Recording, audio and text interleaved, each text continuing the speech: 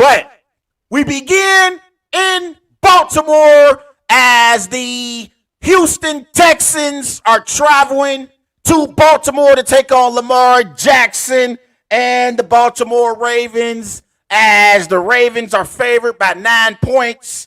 It's a 4:30 p.m. kickoff in Baltimore. The over-under for this matchup is 43.5 points. Now, these two teams played against one another in week one. That was forever ago. They were two completely different teams at that time. The Ravens defeated the Texans 25-9. That was C.J. Stroud's first game starting in the NFL. He went 28-44. He threw for 242 passing yards. Lamar Jackson actually struggled in that matchup. 17 of 22. He threw for only 169 rushing yards, 1 interception. So the Texans and Ravens played in week one. But again, that was a very, very, very long time ago. And it's safe to say that both of these teams have changed since that week one matchup.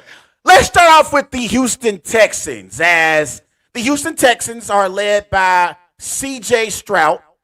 And C.J. Stroud has had the best rookie season in NFL history. You look at C.J. Stroud's numbers: 23 touchdowns, 5 interceptions, 4,108 passing yards. He's completed 64% of his passes. And remember, C.J. Stroud, he missed 3 games. He missed 3 games this year. Well, actually 2 games. He missed 2 games. So C.J. Stroud missed 2 games this year. So if he would have played in those 2 matchups, then his numbers would have been even better. But C.J. Stroud, last week against the Cleveland Browns, a defense that's a top 5 defense in the NFL. C.J. Stroud, he goes 16 for 21.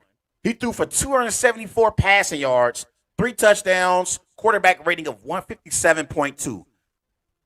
Ladies and gentlemen, I know the Carolina Panthers fans and organization, they literally have to be watching C.J. Stroud and thinking to themselves, we made a huge mistake drafting Bryce Young with the number 1 overall pick and not choosing to draft C.J. Stroud, because C.J. Stroud has had a sensational rookie season. And C.J. Stroud and DeMeco Ryans, they are the main reasons why the Houston Texans have been the biggest surprise in the AFC and in the AFC South specifically. Like, coming into the season, I had very, very low expectations for the Houston Texans. I had them finishing 4th in the AFC South. Not only did the Texans win their division, but they beat a Cleveland Browns football team that has a lot of talent. This Cleveland Browns team has a lot of talent, and C.J. Stroud and the Houston Texans blew the Cleveland Browns off the field last Saturday. So C.J. Stroud and DeMeco Ryans are the main reasons why the Texans are the most surprising team in the AFC this year. They are having a great season. And similar to the Packers in the NFC, the Houston Texans have absolutely nothing to lose. And this is the thing about C.J. Stroud and what's making what he's doing so impressive. This year, C.J. Stroud, he lost Noah Brown to a season-ending injury. He also lost Tank Dell as well to a season-ending injury. Let me name some of the receivers that C.J. Stroud is throwing the football to: Robert Woods, Nico Collins, Steven Sims, John Mechie III. These are the receivers that C.J. Stroud is throwing the football to. C.J. Stroud doesn't have a Stephon Diggs like Josh Allen. C.J. Stroud doesn't have a Jamar Chase like a Joe Burrow. C.J. Stroud doesn't have a Travis Kelce like a Patrick Mahomes. And C.J. Stroud is balling. He's balling. And I'll be the first to tell you, I'm not an Ohio State Buckeye fan whatsoever at all. But I knew coming into the league that CJ Stroud was going to have a successful NFL career. He showed me in that playoff matchup a few years ago in that bowl game against Georgia. Ohio State went toe-to-toe with Georgia. And the thing was, remember coming into the NFL, everyone had questions about whether or not CJ Stroud was going to have a successful career because most Ohio State quarterbacks, they don't succeed in the NFL. They don't. Troy Smith did not succeed in the NFL. Justin Fields is currently struggling in the NFL. So these Ohio State quarterbacks, when they come into the league, they struggle. And CJ Stroud, out of all those Ohio State quarterbacks, he's been the best. CJ Stroud has been the best quarterback to come out of Ohio State. And he has been balling. But I look at this Houston Texans football team overall as an offense. Offensively, they average 97 rushing yards per game. That's tied for 22nd in the NFL. So CJ Stroud, not only is he doing this without a star at the receiver position, they don't run the ball particularly well either. The Texans aren't a top 10 running the football team. That's not who they are. So it's really CJ Stroud or bust for the Houston Texans. And boy, has CJ Stroud answered the call. So I can't say enough about CJ Stroud and the job that he's doing. Also, when you look at this Texans offense versus the Ravens defense, defensively for the Ravens, they will be without cornerback Marlon Humphreys. He's out, so he's not going to play in this matchup. And so that's a key loss for the Ravens in this matchup. That's a key loss. But I'm looking at the Ravens overall as a defense. They have been top 5 in 4 out of 5 major categories. They're ranked 9th in total yards given up. They give up 328 yards per game. They only give up 192 passing yards per game. That's ranked 6th. They give up 17 points per game. That's ranked 1st in the NFL. And teams only convert on 36% of their third down plays against this Ravens defense.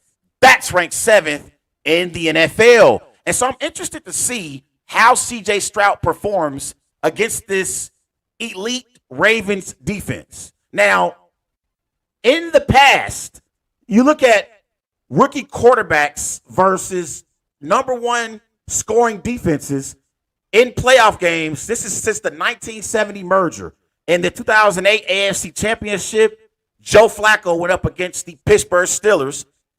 They lost that game. In the 2012 wild card matchup, Robert Griffin III went up against the Seattle Seahawks. They were the number 1 scoring defense at the time in the NFL. Robert Griffin lost that game. And in the 2021 wild card matchup, Mac Jones went up against the Buffalo Bills. He lost as well to the Buffalo Bills. So rookie quarterbacks in the playoffs have failed when they went up against the number 1 scoring defenses in NFL history. So it's going to be interesting to see how CJ Stroud performs against this elite Ravens defense. Defensively, the Ravens up front, you got Michael Pierce. Okay, at the linebacker position, you got Raekwon Smith. You got Patrick Queen as well. In the secondary, again, they're going to be without Marlon Humphrey, but you still got Marcus Williams. You still got Kyle Hamilton as well. You got Brandon Stevens. Okay, so this Ravens defense, they've been a top 5 defense all season long. So it's going to be a big-time challenge for CJ Stroud and that Texans offense. Let's switch gears to the Ravens offense versus the Texans defense. Obviously, the Baltimore Ravens are led by none other than Lamar Jackson. And so far this year, Lamar Jackson, 24 touchdowns, 7 interceptions, 3,678 passing yards. He's completing 67% of his passes. And I believe that Lamar Jackson is a top 3 quarterback in the NFL. And to me, Lamar Jackson's impact proves why he should be the NFL MVP. These are the Ravens since 2018 with Lamar Jackson playing compared to without Lamar Jackson playing. With Lamar Jackson, the Ravens are 62-24. Without Lamar, they're 4-8. They average with Lamar Jackson 28 points per game. Without Lamar, they average 17 points per game. Their point differential per game with Lamar Jackson is +9. Without Lamar, it's a negative 1.9. With Lamar Jackson, the Ravens' passer rating as a team is 95.2. Without Lamar Jackson, it's 70.0. So, unlike Brock Purdy, unlike Tua Tagovailoa, unlike Jared Goff and Dak Prescott, Lamar Jackson, he's not a game manager.